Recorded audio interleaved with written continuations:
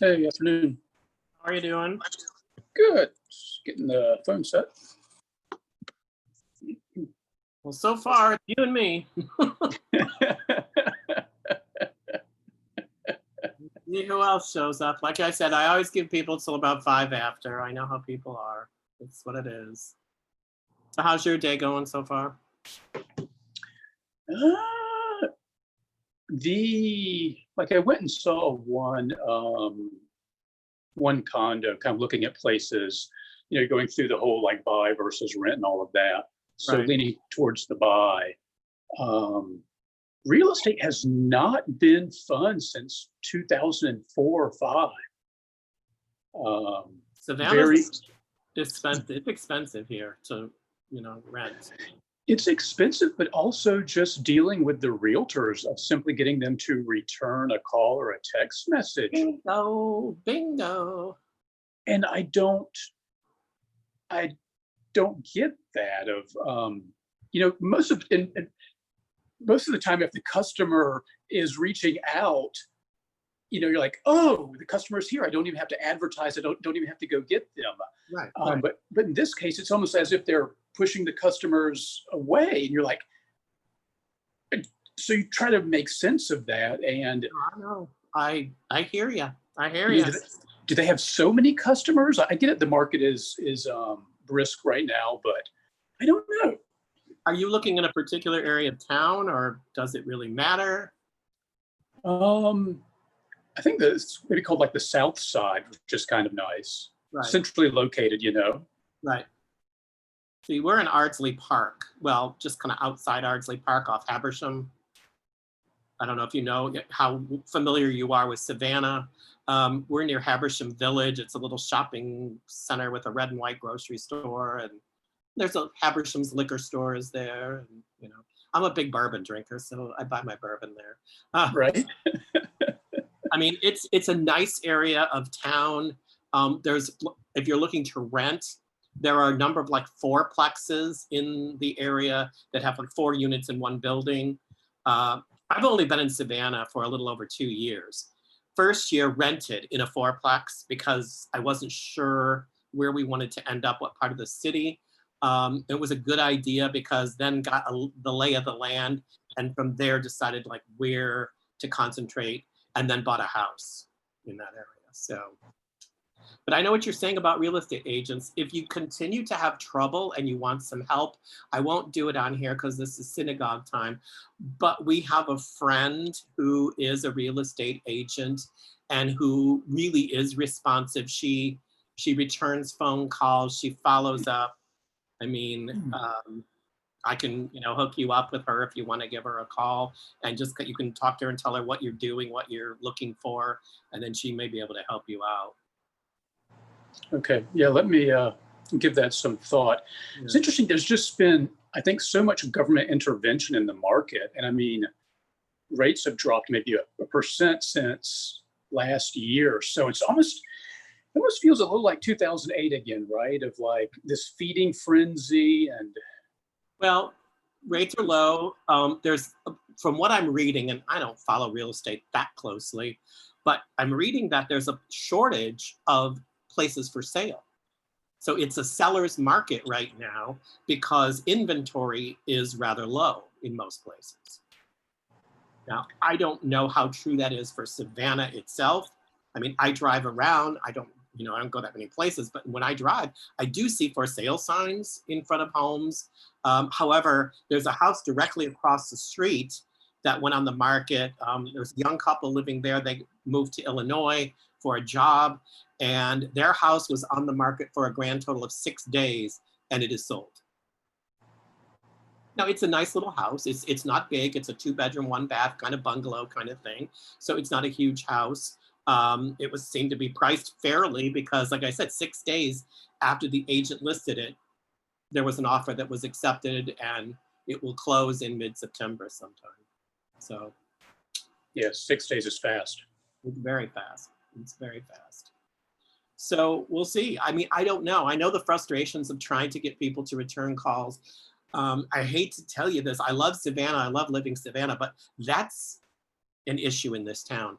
You want work done. You want a contractor to come in and do some work. You want someone to come give you estimates for work that you want done. And if you place 10 calls, you will be lucky to get 4 return calls out of 10. Yeah, because I've experienced it. So this is a reality here. I don't know whether people have so much work here, are so busy that they don't need extra work, or whether, I really don't know. I can't explain it. I can't explain it. You would think people would be jumping at the chance to fill in their, schedule and have enough jobs coming up that it's looking good, Yeah. The only thing, the only people, we're having gutters put on the house because there's no gutters. They are so busy that they were supposed to be installed like the last week of July. They had to move it to September 3rd because of all the rain and storms they got behind, which is fine. I mean, I understand that. Good for you. You're busy. You've got a lot of jobs lined up. I'm not going to complain about that. They're the only people that have just really on the ball with, oh, we're going to keep you abreast of what's going on and what's happening and returning phone calls. Like I said, these companies must be so busy that they can't, or don't care, that they need to have another job waiting. So I don't know what to tell you. I've been there. I've experienced it. I've experienced with people with real estate as well. Until we got the help of a friend of ours, it's like, nobody wants to return calls. Nobody wants to show you their properties. Nobody wants to set an appointment to come look at an apartment or a condo or whatever, or a house. It's crazy. It seems to be a very Savannah thing. Well, look, it may be you and me for Torah study today. Okay. Which is okay. I'm okay with that. So, because I always start at 1:05, and it's 1:05 according to my computer. People may jump in, there were a couple people said they were going to join, but things happen, people get busy, whatever. Anyway, so I'll just start, do my little Devar Torah, and then we can just talk, discuss, and so we run out of things to say, I guess. So I'll start with the blessing for Torah study, like we always do. Baruch atah Adonai Eloheinu melech haolam, asher kitshanu b'mitzvotav v'tzivanu la'asok b'divrei Torah. Blessed are you, Adonai, our God, sovereign of all, who hallows us with mitzvot and commands us to engage with the words of the Torah. So we are in Torah portion called Ki Tzitze, and this is another portion in Deuteronomy where we are being given by Moses, again, because most of this portion is Moses speaking, we are being given a large number of exhortations on Jewish ethics and legalities. Much of what we have in this particular portion is designed to help the Israelites as they attempt to create a moral and an ethical society once they settle in Canaan, in the Promised Land. It's all conveyed to the people by Moses, who hopes to inspire them to pursue and live out the justice ideal that we saw in last week's Torah portion. Indeed, as Rabbi Mark Saperstein notes in his recent commentary on this portion, the Talmud devotes more pages to discussions of verses from this Torah portion than to any other in the Torah. Interesting. It's not at all difficult either from this portion to draw a pretty straight line from the ethics that are sent down in this portion to the world that we as modern Jews inhabit today. And let me give you a couple of examples. One example, be kind to animals. Most of us believe that cruelty to animals is wrong in any form. I often say personally that if a person is cruel to or mistreats an animal, I have pretty sincere reservations about how that same person will treat fellow human beings. The Torah makes the humane treatment of animals very clear. For example, in this portion, the animals that are used in labor in the fields, things like oxen, ass, cattle, it says clearly in the Torah that they are entitled to Sabbath rest in the same way as human beings. An owner is directed never to muzzle an ox because as it's threshing its corn, because otherwise the ox cannot satisfy its hunger as it's working, as it labors. Oh, where did we go? Where did we go? Okay, I lost my person. Alrighty. see here. If you're tuning in, I'm pausing here for a minute. I had someone who, here we go. Lost you for a minute there. Anyway, getting back to the treatment of animals, Jewish tradition took this idea of being kind to animals and incorporated it into the laws and the rituals that regard slaughter under the principles of kashrut. Under the principles of kashrut, the slaughter of an animal to be used for food is commanded to be quick in order that as little pain as possible is inflicted upon the animal. The Torah also commands that labor animals must be fed before their human owner can sit down and eat. Now, that's one example. The question frequently comes up about whether the Torah forbids in any way the consumption of meat, or if it endorses vegetarianism as a preferred means of human sustenance. Prior to the story of the flood, the Torah does portray humans as vegetarians. But after the flood, God grants humans the permission to consume meat based on the laws of survival.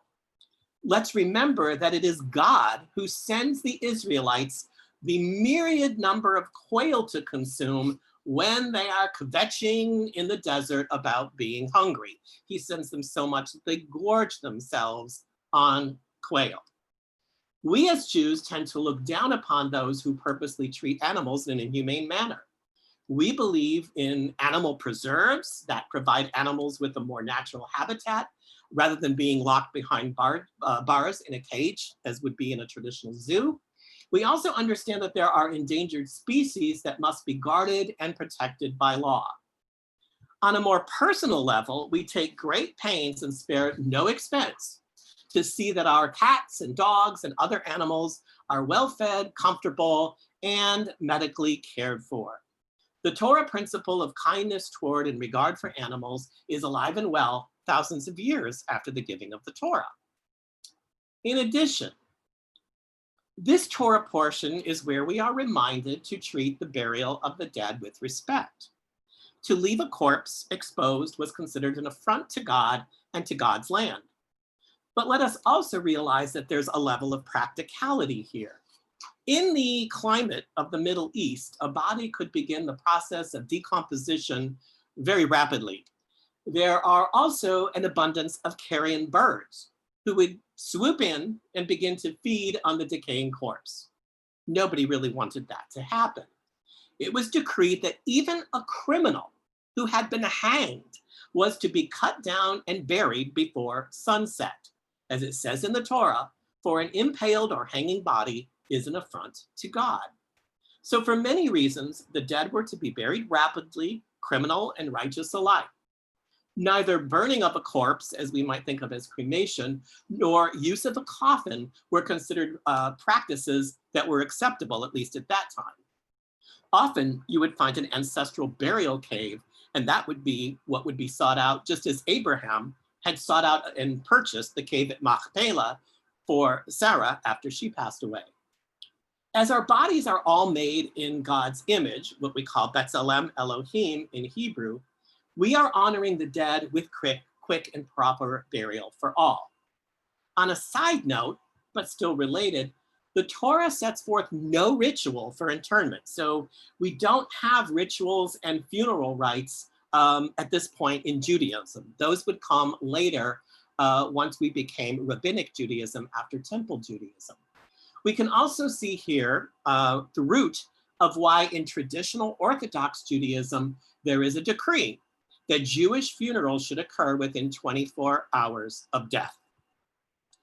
The Torah also takes a look in this portion at who must take responsibility for immoral or unlawful actions.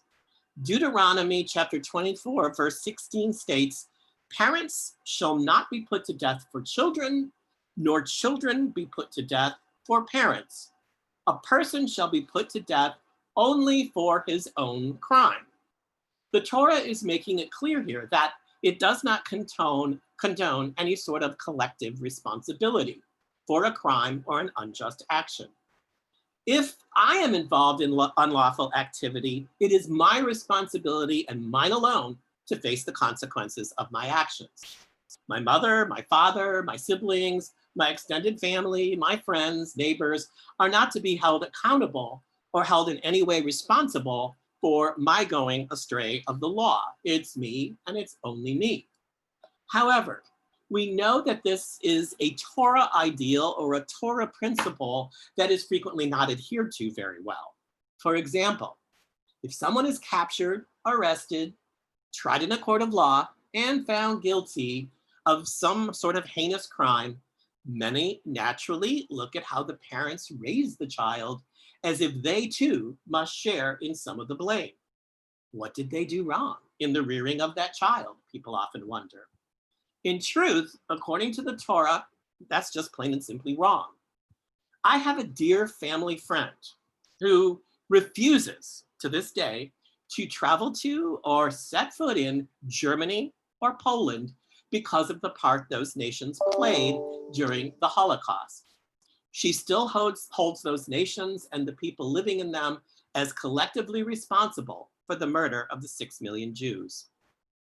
And as we Jews know, the burden of collective responsibility was often placed on our shoulders when we were all labeled as guilty, quote, Christ killers in the doctrine of many Christian faiths for centuries until that vile myth was historically debunked.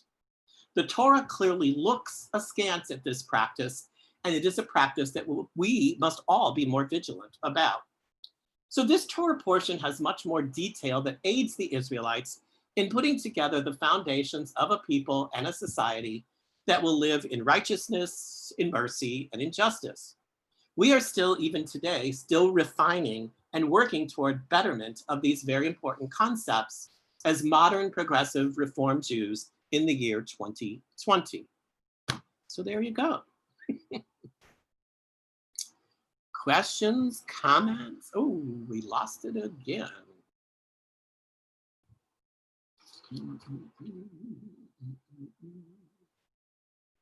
Okay, let me see if somebody comes back here. Otherwise, it's just me.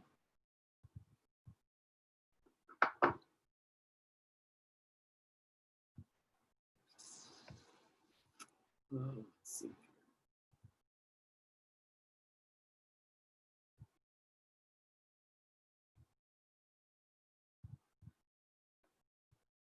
Okay, we're back. Once again.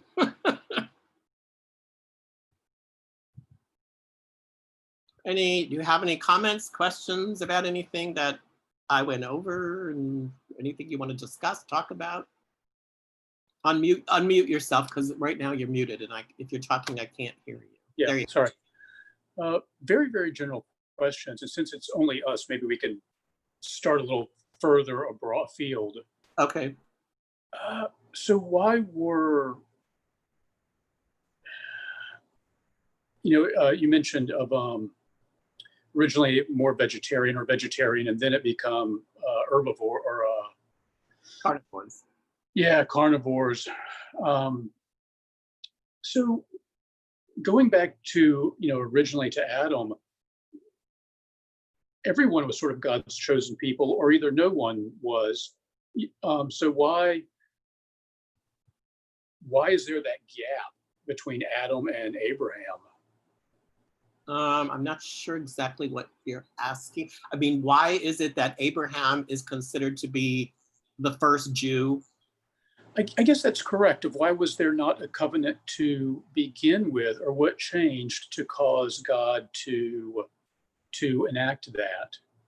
Well, we go through, of course, the whole story of creation, and we go through the story of, the garden, and we go through the story of Cain and Abel, and all of that. And then we go through the story of Noah and the flood. And sometimes things in the Torah can't be succinctly explained. The one thing we always have to remember is the Torah is not a history book. There are gaps. There are things that are just missing. If you're looking at the Torah as a complete history, it can't be. So we have this time frame, Noah and the flood. God decrees, build the ark, take the animals, the 2 by 2, we know the story. It's actually in the Torah twice, the story is. And then when finally the flood waters recede and Noah goes out and his descendants go out. At this point, there was a series of laws that were called the Noahide laws, which predate Judaism prior to Abraham. And according to the Torah, the Noahide laws bind everybody, whether you're Jewish or not. And it wasn't until Abraham. So at some point, as more people began to populate the earth, then it is something akin to Abraham, who is sort of singled out by God to, the whole binding of Isaac and the whole thing. And we have to assume at this point that there are many peoples on the earth, and God has decided to form a covenant with one particular group of people who ultimately will become the Jews out of the various peoples on the earth. And so Abraham and Sarah are considered, the foremother of Judaism. They are invoked during the Shabbat service as part of our, heritage of where we come from. And you'll remember that, Abraham, who was already up in years when a lot of this happened, and Sarah as well, who finally found herself with child at a very, very much older age than you would expect. And then Abraham has to circumcise himself as part of the covenant. It says that directly in the Torah. So, it's a little painful thought, but, he does it, and then hence the whole notion where that's where the idea of circumcision as a sign of the covenant for Jewish males comes from.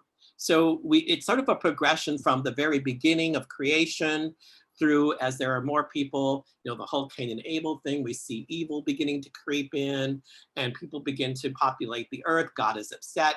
He says, I'll never destroy the earth by flood waters again. He doesn't say he won't do it some other way, but never by flood waters again. And then ultimately the singling out of Abraham, and from there, the beginnings of Judaism, and then ultimately Ishmael, which would become the beginnings of Islam, and so on and so on and so on. So the 3 Abrahamic faiths, Christianity, Islam, and Judaism. I don't know if that answers your question or not. If you get a history of the Jews, and there are many of them out there. I know there's one by, I think his name is Paul Johnson. It's a rather thick, rather authoritative book, but it's really a kind of good way to look at the entire history of Jews and Judaism, because you can't really get it all. You can't get it from the Torah. The Torah is considered to be more a book of ethics principles rather than a real history book. And some things and then there's just some things we just don't know. We just don't know. So. Gotcha. So yeah, we have our first, so Abraham is considered to be the first Jew. Welcome. What happened? Oh, I think you're muted. I can't hear you. Yeah, we were muted. Sorry about that. We kind of got lost. I always come in through the link with Jennifer. So when I flipped over there, it said, check Tim's email for the latest. So I went there and put the link on this time? Yeah, there was no link. Oh, okay. That's a problem. I'm going to have to tell her. You need to put the link every time. Right. And then said, check Tim's on Thursday, your email. But I don't do an email. Anyway. We wouldn't give up. I went back to a very old link. Right. I tried, it wasn't the right program and it had me waiting. And then I went back to an even older number and that one took me through. We feel you're worth it, Tim. It's supposed to be the number now is supposed to be the same through the end of the year. What Jennifer, right, great. No, that's fine. And I'm sure it is, but my stupidity, I never wrote down a link number. I'll remind her to put it in because she's supposed to put it in every email blast so that people have it. So all they have to do is pull up the email blast and then they'll be able to, link into the. Which is what we have done from time beginning. So I see you taped it, so I'll be able to pick it up anyway. Yeah, this is again, this is another Torah portion on ethics and all of that is most of Deuteronomy is. What I focused on in this particular Devar was how a lot of what we get in this Torah portion is still relevant to us today as Reformed Jews. For example, that we can't mistreat animals is clearly laid down in this Torah portion. That, you know, even animals that labor are able to have Shabbat rest. I mean, it says in the Torah, animals that labor in the fields deserve Shabbat rest just as human beings do. Are we the only religion that treats animals like that? I don't know if it's codified in any other religious book. I'm not aware of anything from New Testament or the Quran. It may be there, but I mean, we clearly have it codified in the Torah that we are not to mistreat animals. It's also in this Torah portion where we get the idea of treating and burying the dead with respect. That an unburied corpse is an affront to God. So this is where initially in traditional Judaism, the idea of burial within 24 hours comes from. But a corpse is not to be left out. Even if it's the corpse of the most heinous criminal on earth, it still deserves a proper burial and respect. Though interestingly enough, the Torah gives us no real rituals for burial. It says it has to happen. So our mourning rituals, our funeral rites, our funeral rituals came after the Torah. I'm assuming the rabbis put together something because it's not in the Torah. It just says you must treat the body with respect, bury it as soon as possible. And it doesn't matter whether it's the most righteous person in the community or the most horrible person in the community. God finds it an affront for an unburied corpse to sit there. Wow, wow. So there is that in this Torah portion. So we have, you know, a lot of ideas that are still, you know, very much a part of modern Judaism because, you know, what they're trying to do is set up an ethical and moral society once they cross into the promised land. And so a lot of these ideas don't just deal with religious principles, but how are you going to govern yourselves? How are you going to take care of yourselves? What kind of people are you going to be? And just wait till we get to next week's Torah portion. Oh boy. Well, can you give us a hint?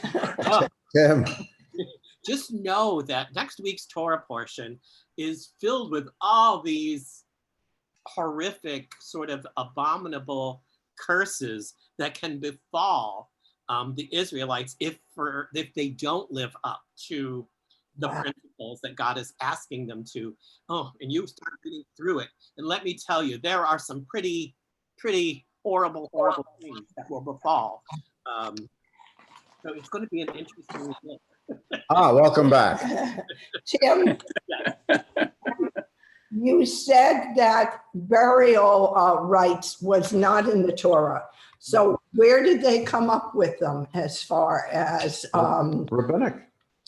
Yeah, I'm thinking, you know, once we became Rabbinic Judaism and began depending on, you know, our learned sages and rabbis to guide us because we were no longer going to be practicing Judaism in the same way, that they eventually wrote down, you know, religious rites, prayers, practices in order to give people some sense that, you know, you don't just take the body and put it in a cave or bury it or whatever, but there needs to be something, whether there are prayers that are said. I mean, we know that our Jewish funerals are really very practical, you know. Friends I know who have gone to Jewish funerals who are not Jewish just say, you guys just do it so much better, for lack of a better word. You know, we don't belabor it because Judaism in death focuses more on the living. Right. Interesting. Think about it. When you have Shiva, you know, you are focusing on those who are grieving, those who need our support, our fellow human beings, whether in our family or among our friends or whatever. We, you know, the person who has died, we've treated the body with respect. We've said the prayers, we've buried the body. We have the closure, the finality, which is great. But then the attention really focuses on those who are still alive and helping them to express their grief, helping them to eventually be able to move back into, you know, day-to-day living, day-to-day society. So it's a little bit different. We don't, you know, have the open caskets and the long visitations at funeral homes and things of that sort. That is common in many religions. That's just, and according to many rabbis, when someone passes away, you buy them the simplest, coffin that you can. Right. I've always heard that. Right. It's supposed to be basically pretty much, a wooden box, and it may have a Star of David, embossed on it to indicate that, yes, this is a Jewish burial. But, it's going in the ground. Oh, I hear you. And in Israel, they often don't even bury in a casket. Am I right? Right. They'll use it. Right. No, well, in the A shroud, shroud, but right. straight into the ground. There's no covering. Yes, Yeah, no, exactly. And oftentimes they'll use a tallit as a sort of shroud as well to bury the body. So yeah, we don't even bother. Our rabbi in Ohio, he had a very interesting take. He actually used to tell congregants when they were facing the point of death and burial, he says, I will go with you. I will go with you to the funeral home. He goes, because maybe this isn't a very nice thing to say, but he used to say, I don't want you being taken advantage and spending more money than you need to. So I'll go with you to make sure that, all of the ritual things that you need to do are being done, but, there's no need to spend all that money. Well, I think that often people, when they go and take a very expensive casket and they're dead, it's a family thing. It's more like, look what I accomplished in life. Look at my casket. Right. And I can understand you kind of want to do the right thing for the person who passed away. I get that. I can understand that. But I guess in my logical mind, it's going in the ground. The person is dead. The person can't. That's how I feel. The person can't feel it. I mean, it may have this beautiful pillow stuff, whatever, but the person can't feel it. If it makes you feel better to think, okay, the person's going to rest in comfort, I guess there's no monetary value that can be put on that. But it's not really a Jewish way of looking at it. Correct. No, Right. Quick question, Tim. Of course, we weren't here at the beginning when we talked about Noah and the flood. Right. This is not obviously the first flood story.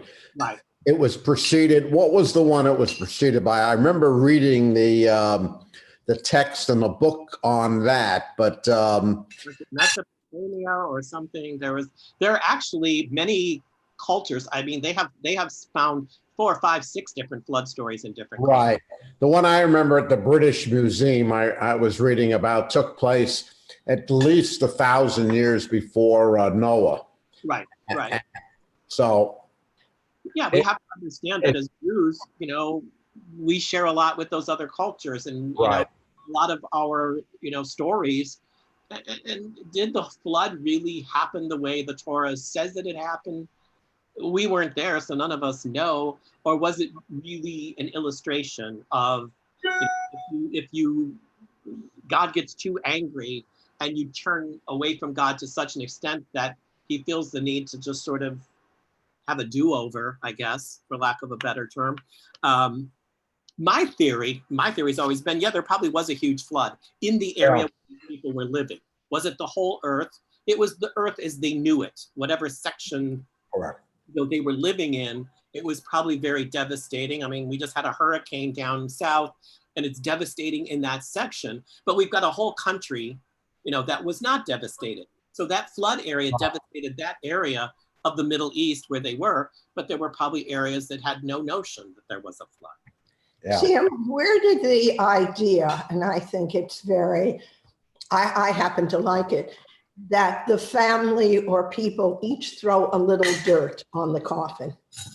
Because it's sort of, we know that you are going to return to the earth. So it's an acknowledgement of, of that, as well as it's just a very good sense of closure. It gives the family closure. So as each person steps up to shovel, a load of dirt, and I don't know if you know this, but when you're finished shoveling your particular load of dirt, you put the shovel back in the dirt. You don't hand it to the next person. Right. Oh, okay. All right. Thank you. There's a lot of theories that is the superstition to some extent, that brings bad karma, bad luck, or whatever. So each person actually individually takes it out of the dirt, puts their, dirt on the coffin, and then, you know, moves on, the next person comes up, and so on. Yeah, proper protocols. Right. Do you know where the tradition of when you visit a grave, leaving the stone, that seems to be a Jewish thing now I see picked up in some of the Christian communities, but do you have any idea of the origination of that? The only thing that I know of is that, of course, it's the idea that the next person who comes to visit the grave will know that somebody was there visiting. It's a reminder. The stone says, there was somebody here before me, someone else paid a visit. Where exactly it got started, I'm not sure. But if you look logically, if you're looking at areas of the Middle East where, you know, some people put flowers and plants and things like that on graves, where those things would not have done well and thrived very well at a grave where stones were pretty abundant. And so it was just a marker that somebody has been here, somebody has prayed, somebody has visited. I mean, they do it in downtown Savannah at that memorial in the one square, where Really? at one time there was, they believe there was a Jewish burial ground, Jewish cemetery, and people put a stone there. But, you know, and of course, we all know the scene at the end of Schindler's List where they all walk by Schindler's grave and put the stone. I forgot that. Right, I forgot that. I have to see that movie again. It's been a while. Oh, that's a hard one to see. It's a tough. Yeah, it certainly is. There are a lot of hard ones there. I was still teaching high school when that movie came out. And I was involved with a multicultural unit of teaching the Holocaust to high school kids. And we took them to see the movie when it came out. As a group, the teachers that were involved all took them. That was a difficult afternoon of discussion after we got back. I will say that. What did they share if they didn't know much about the Holocaust? Oh, they knew. This was after we had just spent an entire semester on study. Oh, All wow, right. wow. Yeah, like we do in New Jersey. I Right. was in a school that mandated Holocaust education. And it was a joint effort between history and literature. So we read, we wrote, we did all the historical background. It was very, very extensive, and it was not an option, it was required. So I taught the literature aspect, the writing aspect of it to the kids. There was a history teacher who taught more the historical aspects of it. It was a good program, I have to say. It was really, really good program. What are some of the writings that you recommend? We've read so much, but maybe you have things that we haven't heard of. Books, oh, Or- so many books. I can send you, I will email you. I have a bibliography in my Judaism 101 folder. okay. It's just different books. You know, of course, everybody knows Elie Wiesel's Night. Right. Yes. And that was something we read. But there are so many others that are good. And it depends on whether you want to read something of personal experience, or you want to read something that's more historically based. You know, you can go in so many directions. I mean, And you can also some of the poems. oh, there's, yes. Be a butterfly, and it's just. Yeah, exactly. We just read one. We were introduced to a new author we hadn't heard of before. Was it Robert? Robert Balson, Bolson. Ronald. Ronald. Okay. Ronald. Ronald Balson, an attorney from, in fact, Chicago. I almost said Ohio. And his first was Once We Were Brothers. Have you heard of it? I've heard the title. I'm trying to remember where I heard the title, but I know it. It is, and we've read nothing to the extent you have, but we've read a lot. This was done so well. It was so riveting and told in a very different way. I think you'll find it very worthwhile. Oh, okay. Once We Were Brothers. And then, what's the one about Sitka's journey? Oh, did you ever read The Tattooist of Auschwitz? Yes. Mm-hmm. Or did you read Sitka's journey, his second one? There's a sequel to that. Oh, I didn't know that. No, I didn't. I've not read that. I've not read that. There is a sequel to it when the Russians come in and free the camp. Oh, okay. And what happens to some of the people there who are residents. It with the Russians, it doesn't necessarily have a happy ending. So, I can imagine, yeah. What So- are some of your favorite? Oh, geez. Well, if you're looking for just a pure historical, thorough, probably the most thorough history of the Holocaust from the beginning, what a lot of people forget to look at the seeds of what sort of laid the foundation or so that something like this could even happen, is Martin Gilbert's book, Gilbert, Gilbert, Martin Gilbert's book, The Holocaust. It's yay thick, Wow. Wow. copious notes, copious bibliography of sources. I mean, very, very well researched, but it covers from the end of World War I, when Germany was defeated, what happened in Germany, where people would be drawn to a fascist leader like Hitler, how they could be taken in, all the way through the early years and then through the camps and whatever, and then following through with liberation and everything that happened after, which wasn't all, sunshine, lollipops, and rainbows either. It's probably the most excellent and thorough history I have ever read on the subject. It's my go-to book for historic research whenever, and the index is at the back is just brilliant. So if you're looking for one particular aspect, you can just go to the index and find out where that particular part is covered, rather than having to page through the book. So yeah, thank you. I love that book. A book that I absolutely loved, some people didn't, it's controversial, I guess, is I loved Leon Uris's Mila 18. Oh, I yeah. read that. Yeah. That goes back a few years. Yeah. Yeah.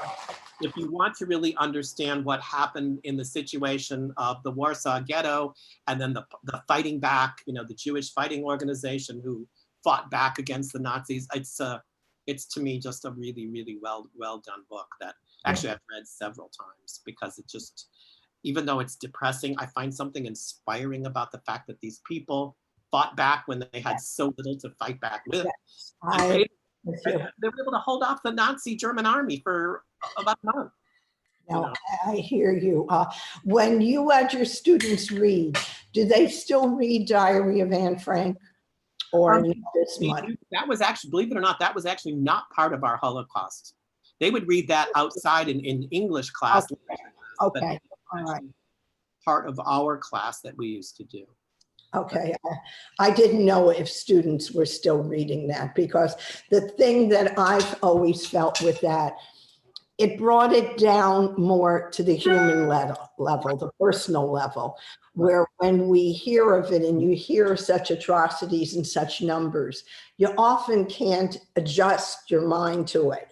Right. Here is a young teenager, like students you're teaching, and talking about it.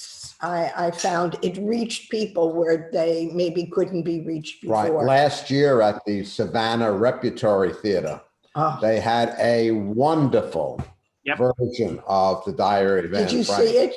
Yes. Oh, you did see it? Yes. Excellent. Right. I thought they did a wonderful job. And the two leads, of course, were Actors Equity people, one from New York and one from Texas, I believe. God willing, we can get back to theater again. Yeah, theater. Really. Yeah, I know.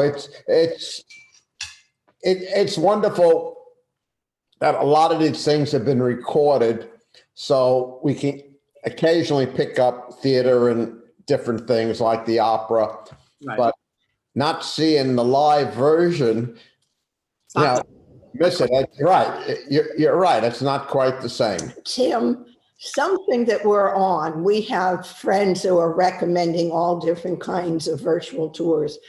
Have you been on Jewish Nevada? No.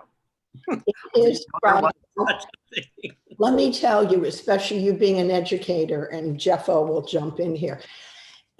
It is from Las Vegas, and you'd say, oh, Vegas. Well, it is a whole bunch of lectures, of programs.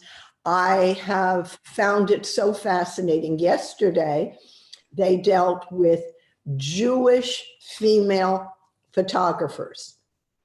Really? And they took three of them. The one that stands out to me is Anna Leibovitz. I forget the other Were they two. all Jewish? I didn't Yes, know. Oh, yes, okay. they're all Jewish. And it was mind-boggling how he teaches like you. He explained a little about them, showed examples of their photography. Then he intermingled the three photographers and theirs and would say, okay, whose is this? And well, we fooled you. He went and changed a little. He went to, it was very, very interesting. I mean, well, Jeff will send you the link, and there's But I some remember a wonderful picture. show. I wish I had taken it. I wish I screenshot it on mine. There was a picture I remember so well because it was the photographer took a picture of Malcolm X speaking at a rally. And it is a rally, but what was so unusual about it, two things.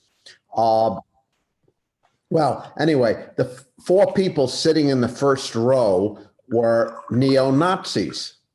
And you're thinking, what are white neo-Nazis doing at a Malcolm X rally? Right. They were actually invited guests. They had one topic of mutual hate. Do you want to guess what that was? The Jews? The Jews. And that was the topic of that conversation. Malcolm X got a lot better in his later life, but initially he really did an awful lot of not only against whites, lecturing, but he had a special spot in his heart for Jews. But it was such a vivid picture of this meeting with the three or four Nazis sitting in the first row, and you were focused on them. You see a lot of Black people naturally in the back. So anyway, that was one of the well, I mean, it's interesting. one of the because pictures. one of the things that comes up in this Torah portion is the whole notion of, collective responsibility versus individual responsibility. And we as Jews know that for years, people threw the whole collective responsibility on our shoulders as being Christ killers. That Right. from the beginning till now, we are all responsible for having killed Jesus, until finally, sometime after things began to change, especially with Pope John Paul the 22nd in the Roman Catholic Church, where they said, we got to debunk this whole idea that Jews are collectively responsible for the death of Jesus. But that was something that was thrown at Jews for years and years. Right. I know. But you know what is so interesting? They had a major program from the Holocaust Center in Washington on the Catholic Church and Catholicism. Holy Silence. It's called Holy Silence, about Pope Pius XII. But what I did not know, and it was so interesting, Pope Pius XI, the one who preceded him, was just about to release an encyclical, which really would have been Vatican II Council. I mean, it was so far ahead of its time. It was already drawn up, and unfortunately, the week before he was to give it, he got a cold. It turned into pneumonia. He was going to give the address, I think, on Saturday or Sunday. He passed away the day before. Wow. Pope Pius XII, who succeeded him, hid it, ripped it up, and got rid of never published it, because his whole thing was to appease the Nazis. And he was the ambassador to Berlin, but there's a whole history there. But it is a very interesting documentary, and Pope Pius XI was going to put the encyclical out saying that it is not the Jews, and we are wrong with the anti-Semitism. It was going to relieve that burden of Christ killers, but it was amazing, and then it got canned. The reason they know that, the man who wrote it for him and in collaboration with the Pope was a Jesuit who had survived the war. Yeah. So Interesting. I think it's the current issue of The Atlantic, which is a magazine I personally love, has a very interesting and rather lengthy, because The Atlantic really delves in when they delve into something, article on a case about two Jewish boys who were Italian Jews, who were taken into a convent. Their parents secreted them in a convent in Italy for safekeeping. The parents were ultimately deported to Auschwitz. They did not survive.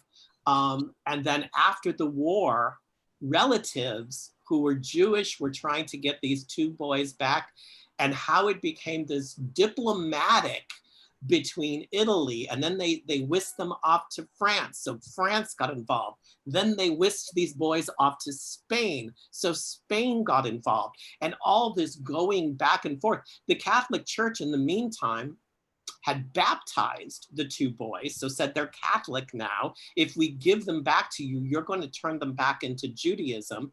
And the relatives were like, but that's what they were born. It got into this whole huge, I know. fascinating. It's amazing.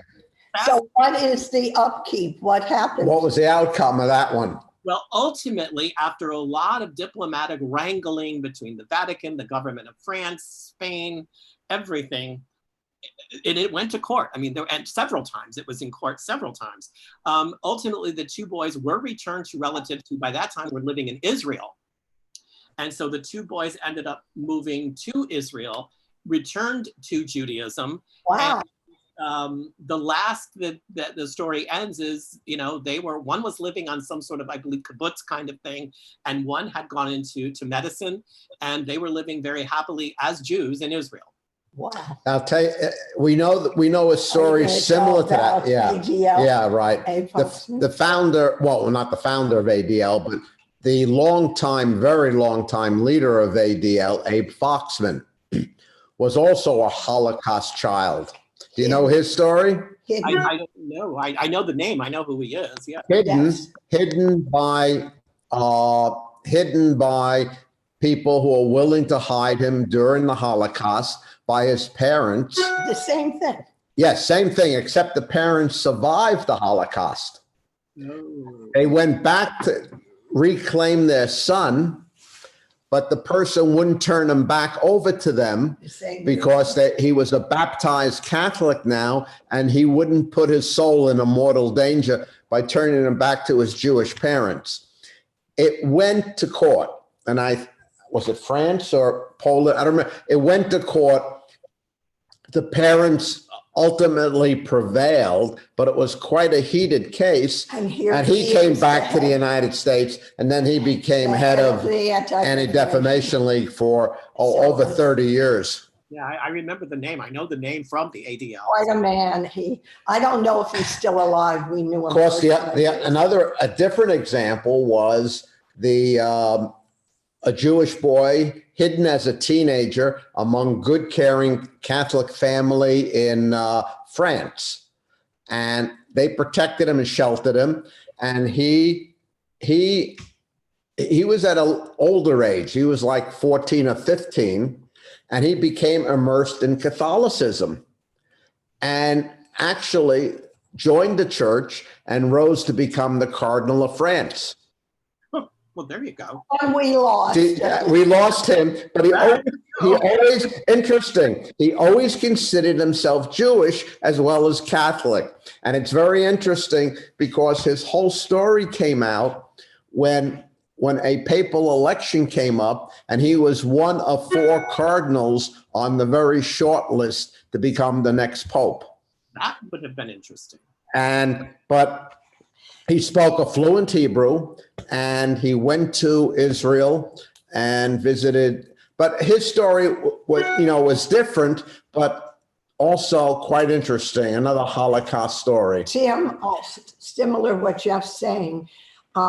We have a woman here maybe she can come then, a dear friend of ours. She was a nun and she converted to Judaism. She's living here in Sun City. She's the head of the temple. Well, she's the Well, she's the president of she was the the temple head of the here. choir, but now she's president. Well, I was talking to her the other day and I was telling her about the movie, The Holy Silence. And she told me something, I don't know if you know. She said, Floss, the first country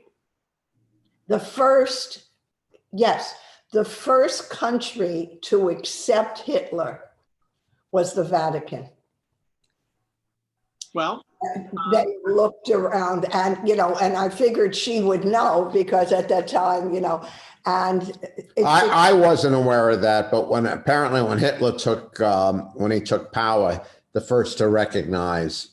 Anyway, well, I know that this had to be like 1933 because I know in the history, whichever Pius was the Pope at the time, did sign what they called a concordat with the. Right. It's called a concordat. It's some papal thing. Correct. No, you're right. That's exactly what it was called. So in 1933, because they wanted to, the idea behind it was, let's not rock the boat. Let's hope that Roman Catholics in Germany will be protected. So we'll try to have an agreement. So Hitler won't, do anything to the Catholic community because we've got this agreement where I'll recognize you as the head of state and you recognize that I am the head of the Roman Catholic Church, and, just let the Roman Catholic priests and parishes and cathedrals, continue to have their, Right. services and such, which, and it did hold out for a while, though. I mean, we know for a fact that there were priests in the Roman Catholic Church, not large numbers, but who got up in their pulpits and preached against Hitler. yes, Right. not enough. And unfortunately, there were also priests who ended up going to the gas chambers. Right, because they would not sit back quietly. Well, no, it's more interesting.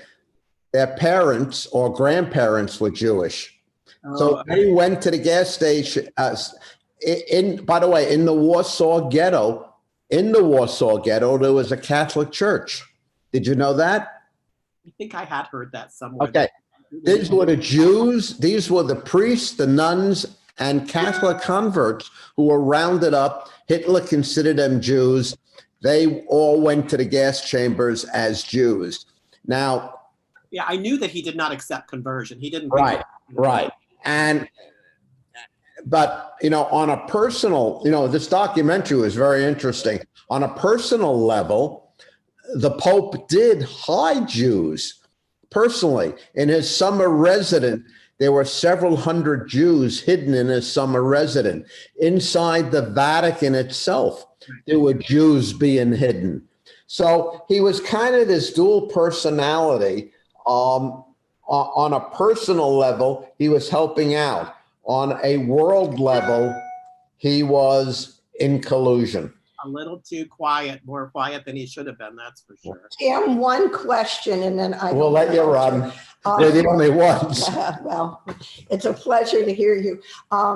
When you were talking about Judaism and how they feel about animals, what happens if your animal He's still here. I didn't see. If your animal gets sick and on Shabbat, you have to take them to a veterinarian, special medical attention. Are you allowed on a Shabbat to break it for your animal? That's a question that I don't have the rabbinic answer to, but I would go back to the overriding idea of pikuach nefesh. If that animal is central to your life, your family's life, or if you have children, your children's lives, as animals do. I mean, people who have pets, they become integral to your family. Then to me, pikuach nefesh, which means the saving of a life, which of course is usually people, to me would kick in and say, if that animal is in dire straits and needs veterinary help and veterinary care, then it is your responsibility based on the Torah and the way we are supposed to treat animals to see to it that the animal gets the care it needs. And I don't think any rabbi, I don't know, maybe the strictest of the Orthodox perhaps. No, I would go by your ruling. That's very good. I think most rabbis, would say that this is something that it would be so cruel to not Right. Well, Oh. but I know how, and again, it depends which branch in Judaism. There are some that would go and say, Well, we're we breaking don't the know. Shabbat. We don't know And that. then, oh, well, Okay. 10. But I think because, I mean, let's face it, rabbis are humans. They probably have their own pets and whatever. And I would have a hard time respecting a rabbi who would say, well, it's Shabbat, you just got to hope for the best and whatever happens, happens, rather than saying, you know, jump in the car, get it to the veterinarian. So hopefully it can be helped and made healthy or well, or whatever needs to happen can happen. You know, I just have a hard time. And I will tell you, if a rabbi ever said that to me about a pet I had, I'd be looking for a different rabbi. I hear you. I hear you. Well, we'll wait to get your list when you have a chance. I will send it on. It may not be till Monday because I don't have access. No rush. Shabbat shalom, and thank you. Shalom. Enjoy the weekend. Good seeing you. Take care. Shabbat shalom, everyone. Now we'll know for next week. I didn't realize you were still with us. I didn't mean to hog the thing. No, I didn't have it in galley view by some reason. no, it's okay. It's good. Okay. Nice seeing you. All right. All right, good See to see you you. guys. I'm glad you were there at the beginning because we certainly missed the first half. It's all good. It's all good. I can talk to myself, you know. All right. Shabbat shalom. Shabbat shalom. All right. All right, see you guys.